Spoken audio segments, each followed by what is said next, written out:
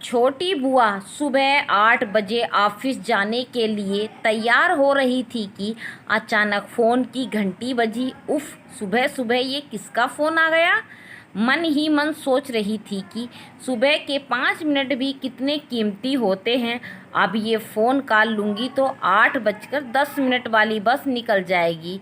फिर दूसरी बस आने में तक शायद ऑफिस पहुंचने में देर हो जाए। ऑफिस में देर से पहुंचूंगी तो मेरा तुनक मिजाज बॉस अपने चश्मे को नाक पर टिकाता हुआ मुझे घूरेगा और फिर कहेगा, मिसेज मालती वर्मा, आप फिर आज 15 मिनट लेट हैं।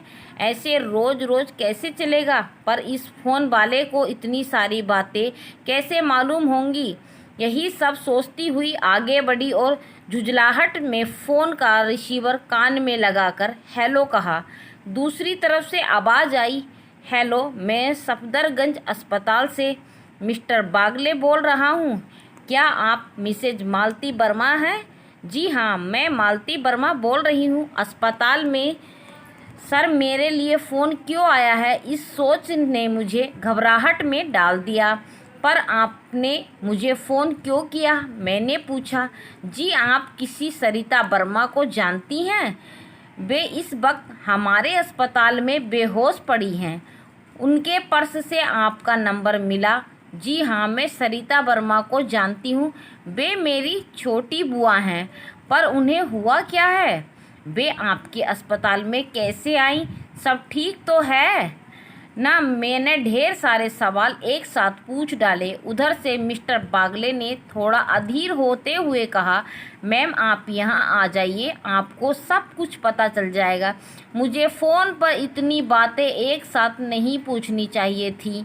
अपनी गलती का एहसास कर मैंने तुरंत उनसे अस्पताल का वार्ड नंबर और बेड नंबर पूछा और एक ऑटो रिक्शे कर अस्पताल की ओर चल पड़ी। ऑफिस में बॉस को फ़ोन कर दिया।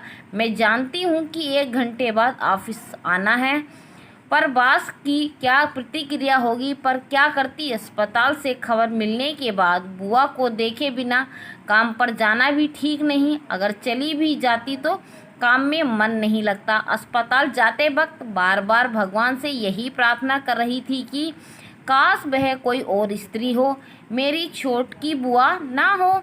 कि मैं अपने मन को समझाने की कोशिश कर रही थी। सरिता नाम की कोई और भी हो सकती है जो शायद मुझे जानती हो और उसके पास भी मेरा नंबर हो। अस्पताल पहुंची तो मेरी सारी शंकाएं निर्मूल सिद्ध हुई। वास्तव में वह मैनी की बुआ थी। बेड पर बेहोश पड़ी थी, आ रही थी मानो शरीर में खून न हो। कई दिनों से कुछ खाया ही न था। शायद यही उनकी बेहोशी की वजह भी थी। रिसेप्शन पर मिस्टर बागले से मिली तो उन्होंने बताया कि किसी सज्जन को ये रास्ते पर बेहोश पड़ी मिली थी। वे इन्हें अस्पताल में भर्ती कराकर अपने फ़ोन नंबर और नाम उनके पास लिखवाकर अपने ऑफिस चले गए। सबसे पहले मैंने उस अनजान सज्जन का मन ही मन धन्यवाद किया जो बुआ को अस्पताल लेकर आए थे। बाद में थोड़ी फुर्सत मिलने पर उन्हें फ़ोन कर उनका शुक्रिया अदा करूंगी। ऐसा सोचकर मैं डॉक्टर निशांत, जो बुआ की देखरेख कर रहे थे, उनसे मिलने के लिए उनके चैम्बर में गई।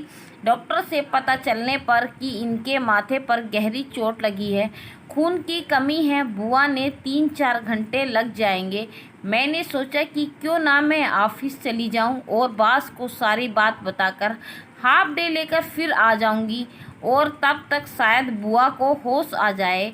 डॉक्टर निशांत को अपनी मजबूरी बताकर और बुआ के लिए एक अटेंड का इंतज़ाम कर मैं जल्दी से आने की बात कहकर ऑफिस के लिए निकल पड़ी।